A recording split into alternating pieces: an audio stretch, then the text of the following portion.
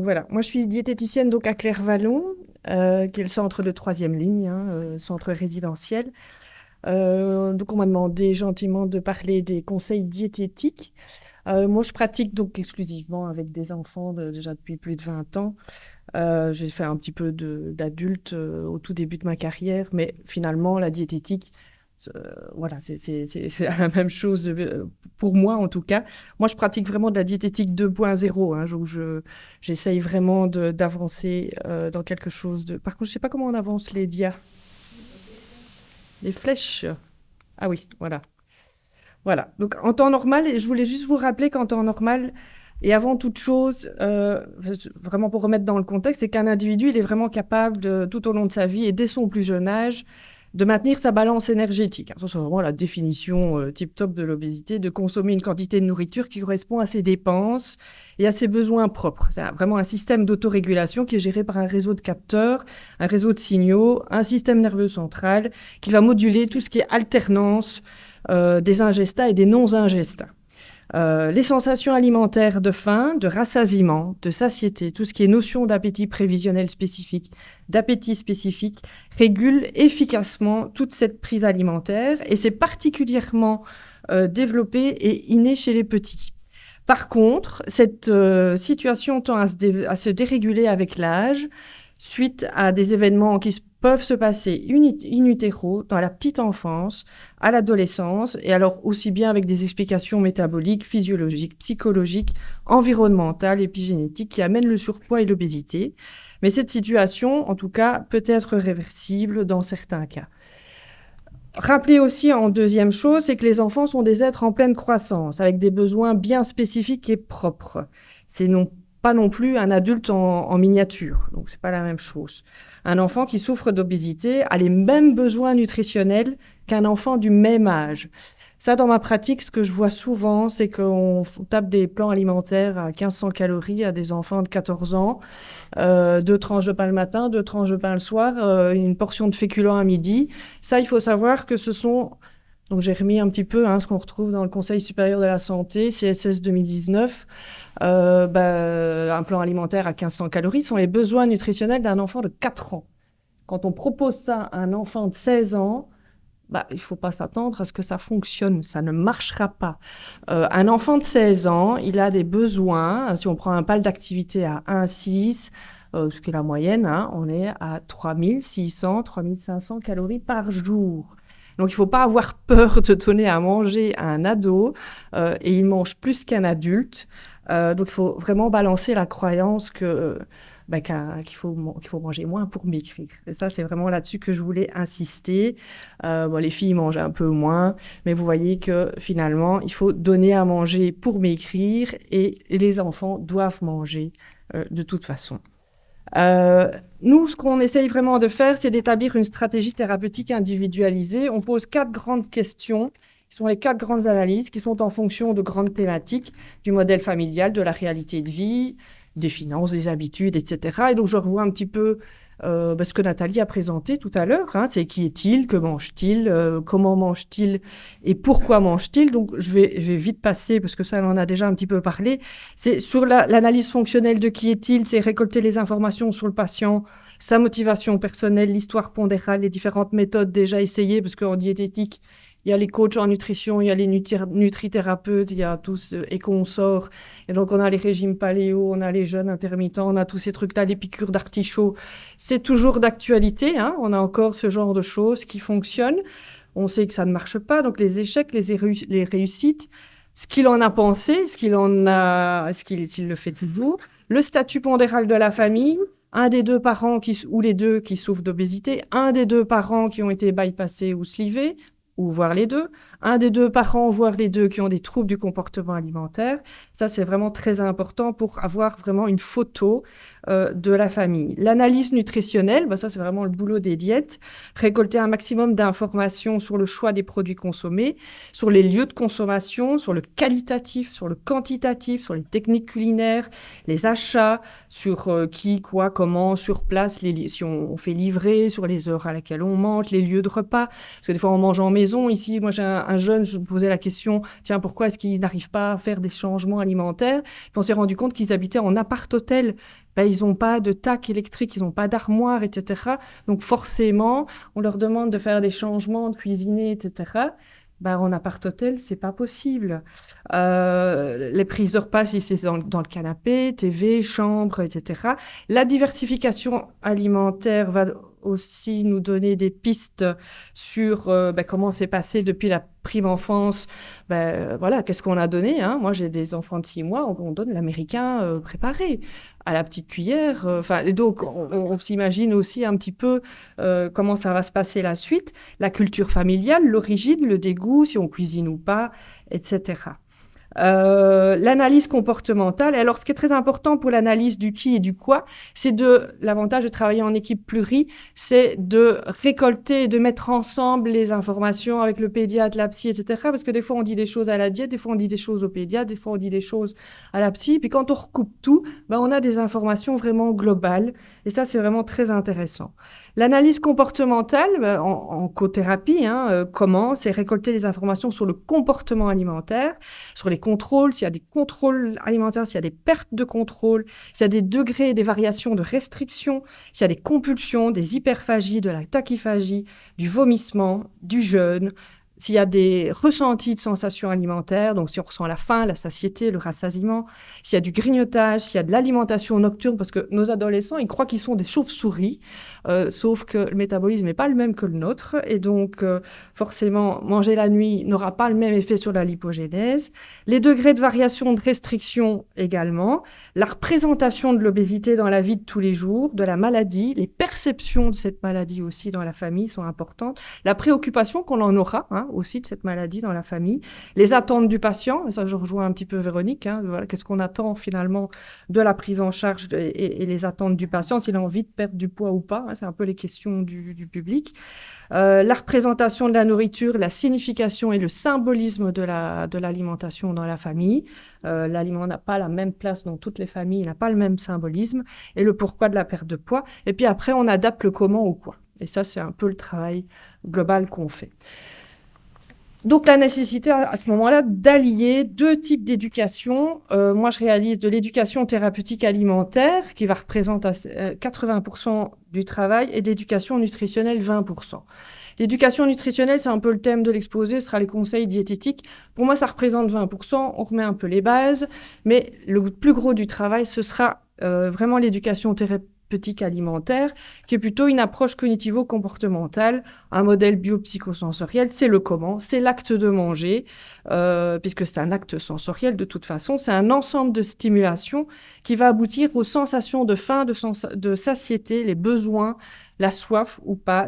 L'objectif est vraiment d'éclairer tous les déterminants de ces comportements et la manière dont ils se forment dans la petite enfance, lors de la diversification et tout au long de l'enfance et de l'adolescence, et l'évolution dans le milieu social par rapport au type d'individu, par rapport à l'âge de l'individu, parce que c'est pas qu'un ensemble de nutriments. L'éducation nutritionnelle, on verra un petit peu plus tard. Et puis, on parle beaucoup d'internalité. C'est réapprendre l'internalité à ces familles et à ce jeune. L'enfant est censé gérer ses portions en fonction de ses sensations sous le regard attentif des parents. Une personne qui est dotée d'une grande internalité distinguera beaucoup plus aisément ces signaux biologiques envoyés par l'organisme. Souvent, on va dire... moi, j'avais un enfant qui disait, voilà, moi, on m'a dit, mange quand tu as faim. Un enfant qui souffre d'obésité, il a faim tout le temps. Donc, je dis, tu manges, oui, genre 30 fois par jour, j'ai faim. Donc, 30 fois par jour, je mange le fruit, puisqu'on m'a dit de manger un fruit chaque fois que j'avais faim. Sauf que, on avait des fois 3, 4, 5 kilos de fruits sur la journée. Bon, en termes de calories, on arrive quand même à des quantités astronomiques. Sauf qu'un enfant en surpoids, en obésité sévère, parce qu'à Claire-Vallon, on a quand même des obésités ultra importantes. Les enfants de 17 ans, c'est un BMI supérieur à 35, les critères d'admission. Et pour l'instant, j'en ai à 50, 55 de BMI. La faim, ils la ressentent pas. Donc, ils ont faim tout le temps, mais sans vraiment ressentir. Donc, on doit travailler cette notion de faim. L'éducation nutritionnelle, le temps nous a montré que la diète, les régimes, tout ça, tels qu'on les pratiquait et qu'on les pratique parfois encore maintenant, ça convient pas. Et donc, l'image de la salade dans l'assiette, #Véronique, et du yaourt maigre, bah, ça doit disparaître, ça absolument. On doit réapprendre des bases, des proportions, parce que ça, de toute façon, on ne fait plus ça même dans les écoles. Savoir que bah, la pastèque, ça pousse pas dans un arbre, que les choses poussent. Enfin, on doit refaire un petit peu les bases de l'alimentation, qu'une crème d'aneth, c'est pas un yaourt, que des céréales, c'est pas du pain. Enfin, donc on doit remettre un petit peu les bases dans l'alimentation. Et à partir de ça, à ce moment-là, on peut repartir de l'éducation nutritionnelle. Alors, à côté de ça, on doit retravailler tout ce qui est sensation alimentaire. Parce que de dire, bah, tu manges quand tu as faim, tu arrêtes de manger quand tu n'as plus faim, bah, pour nous, normalement constitués avec un sens inné de ces sensations, c'est facile. Ces enfants-là ne les ont plus, ils les ont perdues. On ne va pas forcément chaque fois rechercher la cause de la perte de ces sensations, mais il faut les retravailler. Alors, de dire, donc, au niveau des sensations, ça se travaille avec plein d'outils, plein d'exercices. L'avantage du résidentiel, c'est qu'on est au contact avec ces jeunes et on mange avec eux. Et on leur dit, tiens, j'ai envie de me servir. Est-ce que tu as faim? Bah oui, j'ai faim. Qu'est-ce que tu ressens? Ah, j'ai mon estomac qui tire, j'ai mal au ventre. Oui, bah, peut-être parce que tu as trop mangé. Et donc, voilà. Et ça, c'est des choses que les familles, au sein des familles, ne savent peut-être pas faire non plus, puisqu'ils sont eux-mêmes dans des troubles du comportement alimentaire. Et donc, voilà, quelques petites définitions de faim. Donc ça, c'est vrai que la théorie, c'est important, mais la pratique est très, très importante. On fait beaucoup de dégustations en pleine conscience. J'avais pas beaucoup de temps, donc j'aurais bien fait une dégustation en pleine conscience d'un petit morceau de chocolat pour vous montrer. Mais voilà, cette fois-ci, j'ai pas eu le temps de le faire. Mais peut-être à la pause ou à midi, s'il y en a qui sont intéressés, on pourrait le faire avec des petits restes de là-bas. Mais voilà, donc la faim, c'est vraiment un besoin de manger physiologique. Ça dépend des variations de glycémie, de l'utilisation du glucose, des baisses de réserve de graisse, mais c'est un signal physiologique. Et tout le monde n'est pas apte à pouvoir le ressentir. Le rassasiement, c'est un processus de satisfaction de l'appétit qui survient dès les premières bouchées et qui va vraiment décroître avec la palatabilité perçue au cours du repas. C'est complètement indépendant des besoins métaboliques de l'organisme et ça dépend uniquement du goût spécifique de l'aliment. Si on mange des choses qui ne nous plaisent pas, on ne peut pas être rassasié. Donc, il y a quand même cette notion de plaisir, cette notion de goût spécifique qui doit être dans l'alimentation. Donc, quand on parle de régime, de restriction, on n'est plus dans le plaisir ni dans la satisfaction. Donc, je ne sais pas si on peut être rassasié à un moment donné ou à un autre. Il y a aussi la notion de rassasiement sensoriel spécifique, ça c'est plus lié aux nutriments, et donc ça, la dégustation en pleine conscience peut aider à ce niveau-là. La satiété, ça c'est aussi physiologique, c'est l'état d'une personne rassasiée, c'est un état qui est caractérisé vraiment par l'absence de faim physiologique, c'est une sensation de plénitude qui dépend principalement du contenu nutritionnel des ingestats, donc il faut déjà avoir mangé des calories pour être rassasié. Et elle est plus vite atteinte lorsque les aliments sont plus riches en fibres, en protéines, et elle est moins vite atteinte lorsque les plats sont riches en graisse. Ça, vous avez compris, quand on va au fast-food, on a encore faim quand on sort une heure après. Le plaisir intègre des sensations, donc, qui sont issues du goût de l'aliment, de la valeur nutritive de l'aliment. Je prends le lait maternel, c'est le gras et le sucre du lait maternel qui rassasie le bébé. Et le contexte de consommation. Donc, la manière dont on mange, le lieu où on mange, la manière dont c'est pris, le bébé qui est porté dans le bras de sa maman, c'est ce qu'on appelle le portage. Ça, c'est important aussi. Donc, c'est stable au cours du temps chez un même individu. C'est différent d'un individu à l'autre, donc il n'y a pas de méthode pour tout le monde. L'impact de l'apport énergétique sur les variations de faim et de satiété, la teneur en fibres, je vous l'ai dit, et l'intensité de la faveur, ça c'est très important. C'est un facteur prédictif de l'appréciation et de la satisfaction, et qu'il y a une importance vraiment très importante de l'apport conjoint de 2 macronutriments, donc le ratio glucides-lipides et le ratio glucides-protéines, d'un repas ou d'un aliment qui conduit à un rapport énergie-satiété plus élevé.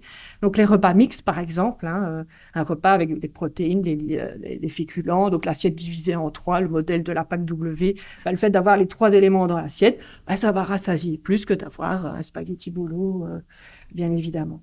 Le yaourt maigre par rapport à un yaourt entier. Un yaourt entier va rassasier beaucoup plus qu'un yaourt. Donc nous devons travailler sur les comportements aussi qui nous poussent à manger plus et pas uniquement sur les aliments Qu'est-ce qui nous pousse à manger au-delà de notre faim, parce que c'est plutôt ça. Eh bien, il y a les tentations. Donc, c'est les excès ou les troubles du comportement alimentaire, parce que finalement, on perd et on ne les écoute plus, nos sensations. Il n'y a pas que la diététique, il y a tout ce qui nous pousse à. Donc, les tentations, ça nous pousse à manger des aliments qui sont pas très diététique, mais c'est les tentations, c'est de travailler qu'est-ce qui pousse, qu'est-ce qui nous tente. C'est des besoins de manger qui se manifestent quand on a des émotions souvent négatives, qui s'expliquent par des efforts de contrôle. Effort de contrôle veut dire perte de contrôle. Et donc, à ce moment-là, c'est difficile. L'insatisfaction à manger, ça, c'est les enfants en surpoids et en obésité, en tout cas, ceux qui souffrent d'obésité, ça se manifeste même quand on n'a plus faim. L'insatisfaction, on n'a pas de plaisir à manger, on est insatisfait. Et donc, on continue à manger jusqu'à ce qu'on retrouve ce plaisir, mais qu'on ne trouve peut-être jamais. Donc, on mange, jusqu'à retrouver cette satisfaction qu'on ne trouve peut-être jamais. Et donc là, les calories s'accumulent, bien évidemment, au cours de la journée. Donc, il faut vraiment, là, le contexte alimentaire est important. Je reviens sur cette idée-là. La culpabilité de manger, ça c'est très courant. Les émotions vont donner des envies de manger, la nourriture va apporter un soulagement, mais qui est éphémère, insuffisant, culpabilisant, et cette émotion négative augmente l'envie de manger, et donc les prises alimentaires, la culpabilité, etc. La peur d'avoir faim aussi, la peur de manquer.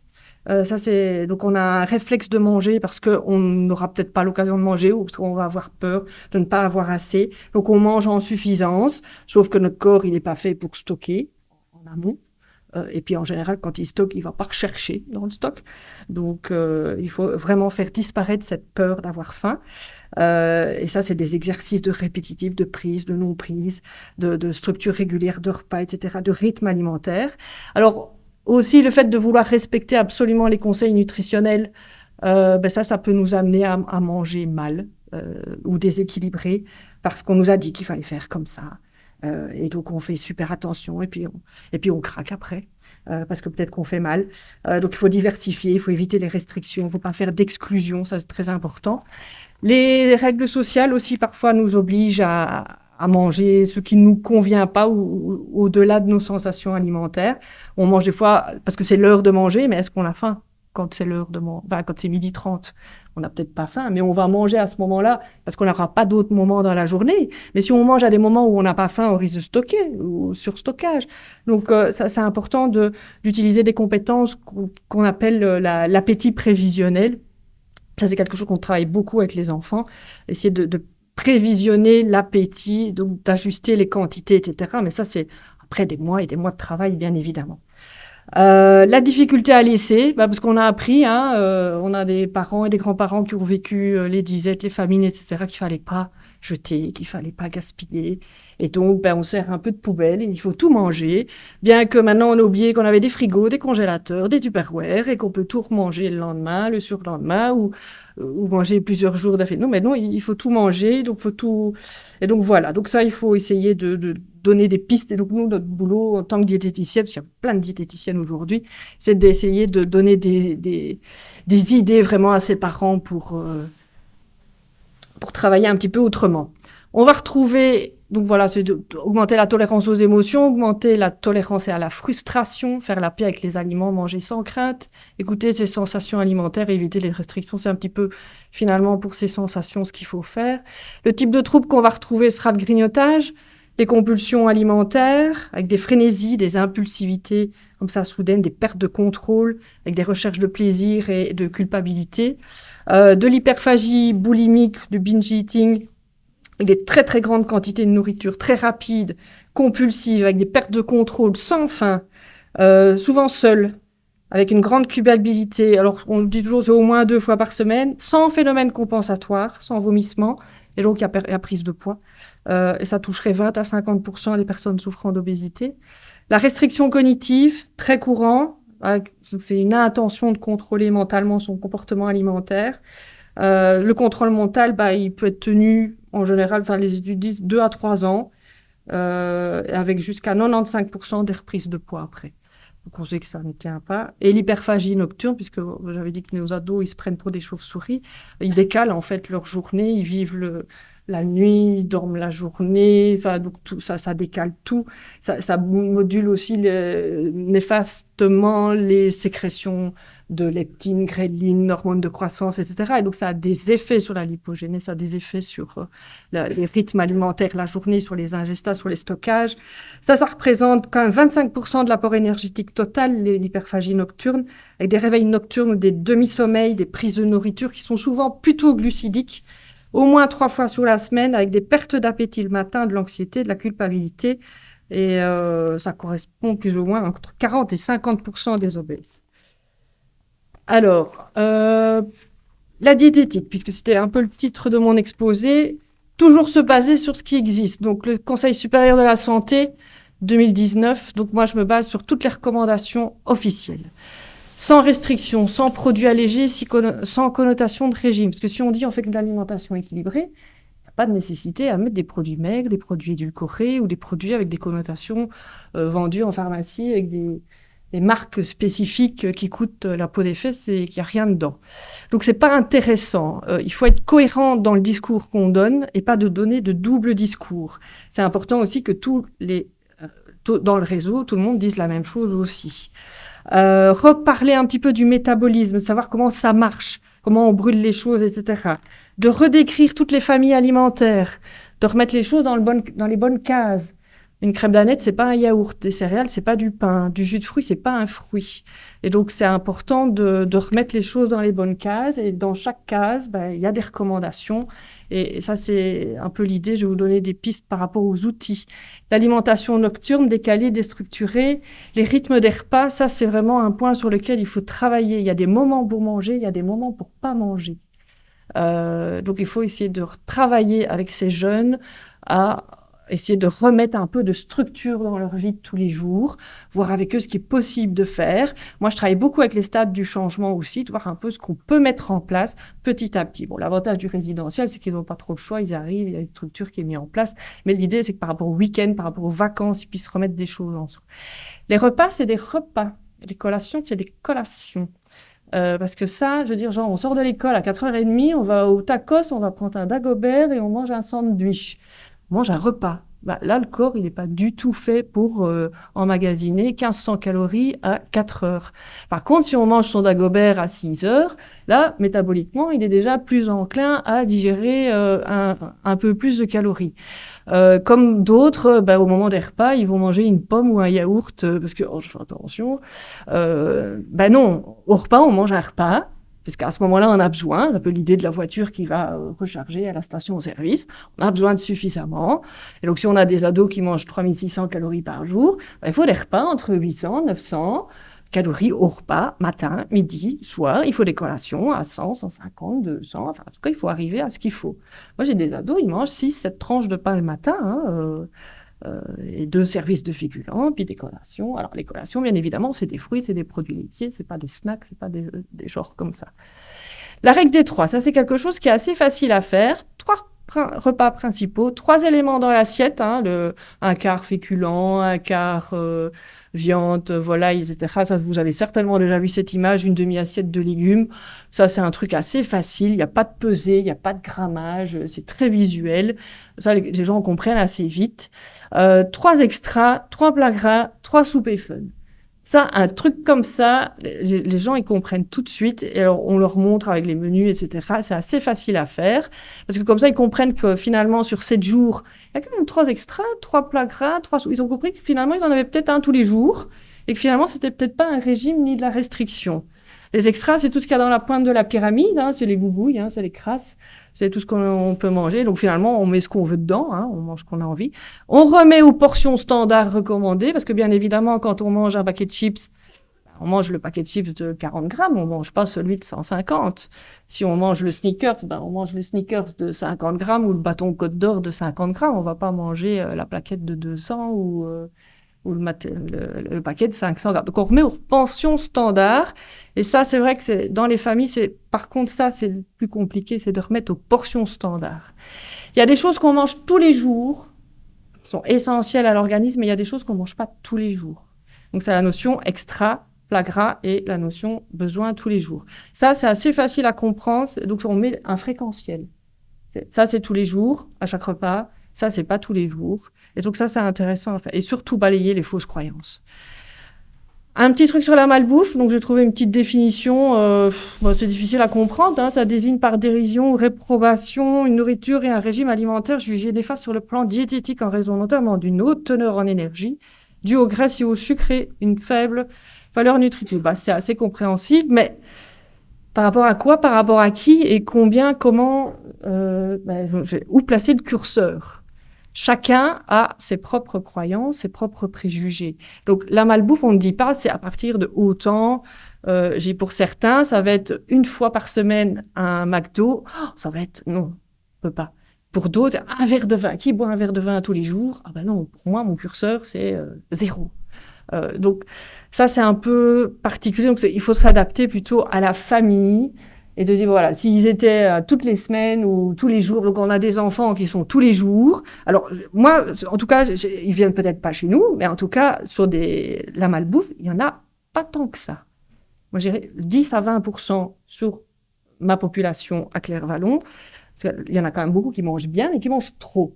Mais en termes de malbouffe, il n'y en a pas tant que ça, qui mangent du fast-food, du préparé, tout le temps, tout le temps, tout le temps. Si on diminue déjà, c'est déjà pas mal. Mais il faut voir où on place le curseur, mais par rapport à la famille, pas par rapport à soi. Si on reprend l'enquête de consommation belge, donc le rapport de juin est sorti, juin 2024. Donc maintenant, ils prennent de 3 ans jusqu'au-delà de 64 ans, puisque celle de 2014-2015 s'arrêtait à 64 ans. Donc hier, j'étais à un congrès à Mons et il y avait un épidémiologiste de Sciences Anno qui était là. 49% de la population belge est en surpoids dans le rapport, 19% en obésité, un enfant sur 5 en surpoids. Et bon, voilà, donc... Mais on n'a pas de limite à 64 ans, c'est vraiment de 3 ans et plus. Donc là, vous pouvez reprendre des... Alors, nous, on utilise beaucoup la pyramide alimentaire. Maintenant, ce qu'il faut, c'est intéressant, mais il faut utiliser le dossier pédagogique qui va avec, et avec donc les quantités, etc., parce que il faut pouvoir moduler. Hein. Il y a des grammages, il y a des portions, il y a des quantités, mais il faut pouvoir moduler un petit peu tout ça. Ça, c'est plus pour l'adulte, mais pour les grands ados. Mais c'est vrai que ça remet un peu les bases, les familles, vous voyez, hein, la charcuterie, elle est remontée au-dessus. Les sodas sont au-dessus. Il y a plein de choses qui ont bougé. Hein, les jus de fruits ne sont même plus dedans. Hein, dans la pyramide adulte, ils sont exclus. Il y a des choses qui ont bougé, qui ont changé. Vous avez la pyramide des kids. Là, le jus de fruits, il est dans les extras au-dessus. Enfin, il y a des choses qui ont pas mal changé. Les fruits oléagineux ont repris une place, les graines également. Il y a des quantités pour les viandes qui ont diminué, etc. Enfin, donc, il y a plein de choses. Et donc, il y a chaque fois un dossier pédagogique qui est joint. Donc ça, vous pouvez regarder. Il y a quand même des choses intéressantes. Et alors, un petit mot sur les mythes et légendes. C'est mes enfants qui m'ont dit, tiens, c'est quoi une mythe et légende? C'est la licorne. On sait que ça existe. Enfin, on sait qu'on en parle beaucoup, mais que c'est faux. Et donc, parce que ça, c'est des choses que j'entends beaucoup. Donc, par exemple, on voulait mettre du soda, puis la question, c'était soda light. Ah ben non, c'est mieux le jus de fruits. Finalement, le jus de fruits, pur jus de fruits, c'est la même chose en calories. Une canette de Minute Maid et une canette de Coca, c'est 8 morceaux de sucre. Alors vous allez me dire, c'est du sucre naturel, c'est du sucre de fruits. Oui, mais le saccharose qu'on met dans le Coca, c'est du sucre de betterave, hein, du betterave de Belgique en plus de nos champs de SB. Donc, non, en fait, le jus de fruits. Alors vous allez dire, oui, mais c'est pas du pressé maison. C'est la même chose. Du jus de fruits pressé maison, en termes de calories, on est à 140 pour un 33 cc, 8 morceaux de sucre. C'est du sucre liquide, il passe tout de suite. Alors, pour faire un jus de fruits de 33 cc, c'est pas une orange. Hein. Ici, j'ai fait l'expérience, c'est entre 4 et 6 oranges des oranges de maintenant. Donc, on mange les calories de 4 à 6 oranges. Dans la pyramide des kits, ils disent exceptionnellement de temps en temps un fruit à presser. Mais un fruit à presser, pas un jus de fruits, un fruit à presser, c'est-à-dire une orange à presser, mais ça fait ça dans le verre. Donc ça, on peut de temps en temps, mais pas le jus de fruits. Donc ça, c'est des choses qu'on entend encore souvent. C'est mieux de boire du jus de fruits que du coca. Non. Le pain et les frites, finalement, 100 grammes de pain, c'est 400 calories. Un paquet de frites, c'est 400. Alors vous allez me dire, oui, c'est pas les mêmes graisses. C'est pas la même chose. En termes de calories, c'est la même chose. Alors, à choisir si on fait une fois de temps en temps un quick. Pour amener à la discussion. Hein. Alors, moi j'ai beaucoup de collègues, elles sont pas ici, donc je peux en parler. Certaines sont là, mais pas toutes. Ils prennent des petits fruits secs, là, comme ça, et elles se mangent 100 grammes, 150 grammes de noix, là, en collation à 10 heures. Alors déjà, 100 calories, c'est 4 noix. Elles n'en mangent pas 4, elles mangent 100 grammes. 100 grammes de noix, c'est 800 calories. 100 grammes de chocolat, c'est 500. Donc, si on calcule vraiment en termes de calories, alors c'est vrai qu'au niveau de la qualité, on n'est pas dans la même chose. Mais les calories, si on mange plus de calories que ce qu'on a besoin, c'est ça qui fait prendre du poids aussi. Et alors, on a aussi l'idée avec les fruits secs, hein, donc les fruits séchés plutôt. 100 grammes de raisin, c'est pas la même chose que 100 grammes de raisin sec. En termes de calories, il y a quand même une grande différence. Hein. Il y a l'eau en moins et on mange pas un abricot sec comme on mange un abricot frais. Un abricot frais, on en mange un, mais les abricots secs, on en mange plusieurs. Et donc, en termes de calories, c'est pas du tout la même chose. Donc, ceux qui se font les petits pokéballs le matin, petit déjeuner avec du skyr, yaourt hyper protéiné, ou plus les graines, plus les noix, plus les baies de goji, plus les machins, on a des petits déjeuners à 1500, 1800 calories le matin. On a déjà, là, pour une femme adulte, à 2200 sur la journée. Elle a déjà mangé pour toute sa journée. Hein. Alors, j'ai pas su masquer le truc, mais voilà, on se dit toujours un hamburger et un Dagobert. Finalement, le Dagobert, avec la superposition du jambon, du fromage et des œufs, trois épaisseurs de protéines. Le Dagobert, le pain, c'est 4 à 6 tranches de pain, la quantité de pain. L'hamburger, on est sur 2 tranches de pain en équivalence. Alors oui, d'accord, il y a la viande hachée, il y a la sauce, il y a le fromage, il y a le cheddar. La qualité, peut-être pas meilleure. Mais en termes de quantité calorique, un Dagobert, du fait de la quantité de féculents, la quantité de protéines avec les épaisseurs de garniture qu'on met dedans, un club sandwich à un Dagobert, c'est 1200 calories. Un hamburger, c'est que 765. Le tacos, moi je vous ai pris l'idée, donc on s'est amusé à décortiquer un tacos, on a tout pesé, on a des tables de composition, hein, donc on s'est amusé. Tacos, c'est 1800. Donc les jeunes, ils sont très friands de ce genre de choses. C'est le S, celui-là, hein, c'est le petit, parce qu'il y a S, M, L. Les sushis, là c'est un plateau pour 2. Si on divise par 2, on n'est pas loin de l'hamburger, hein, et pourtant on se dit sushi, c'est du riz, c'est du poisson, c'est des légumes. Si, alors moi je connais des ados, ils en mangent pas 12, hein, ils en mangent 40, 50 pour un repas. Hein. Donc ça monte vite. Hein. Alors, chocolat noir ou chocolat au lait? Alors, un chocolat noir, on dit souvent, hein, chocolat noir c'est mieux le chocolat noir parce que c'est moins sucré. Mais ce qu'on oublie de dire, c'est qu'il est plus gras. Parce qu'en termes de calories, un chocolat noir, chocolat au lait, c'est kiff-kiff. À 10 calories près, c'est la même chose, 530, 520. Alors, il est un petit peu moins sucré, le chocolat noir, mais il est un petit peu plus gras. La différence, elle n'est pas flagrante. Vous allez me dire, ah mais non, mais vous n'avez pas choisi le noir de noir. Pur, 85% de cacao. Voilà, 85% de cacao. Il est encore plus gras. Il n'est pas à 28 grammes de matière grasse, il est à 55 de matière grasse. Moins il est riche en cacao, plus il est riche en graisse. Et là, en calories, forcément, il n'est plus à 520, il est à 640. Alors, forcément, on en mange moins parce qu'il est très amer, etc. Mais les enfants, quand on leur dit le message « chocolat noir est moins sucré », ils n'aiment pas trop en plus celui-là. Mais ils en mangent toujours une plaque et ils mangent plus de calories. Donc, on peut faire ça pour tous les aliments, hein, pour le lait, les yaourts, les biscuits, pour plein d'autres choses.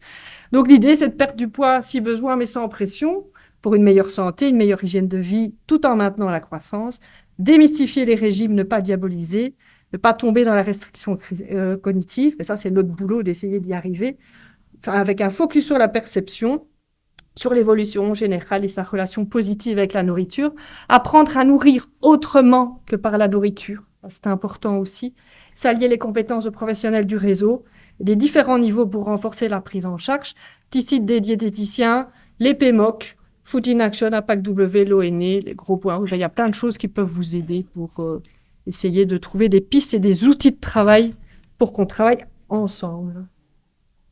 Voilà.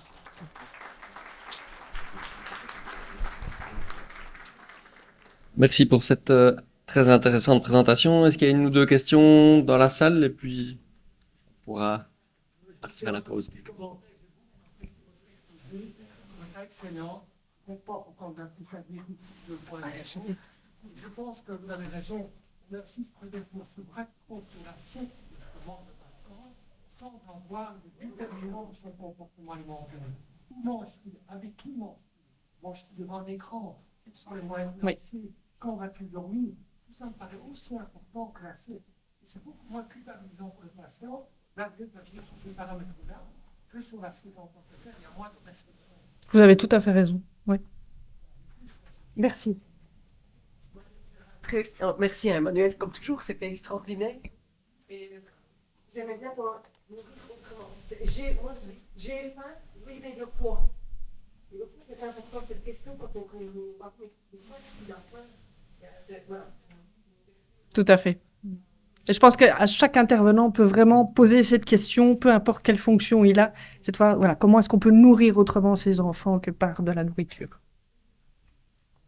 Donc, on revient, c'est comment on se fait plaisir en famille autrement. Donc, ça résout pas mal de trucs qu'on a. Oui, mais on va le visiter à la mer, on a fait. Voilà. Merci, on vous invite à la pause café. On reprend à 11h20.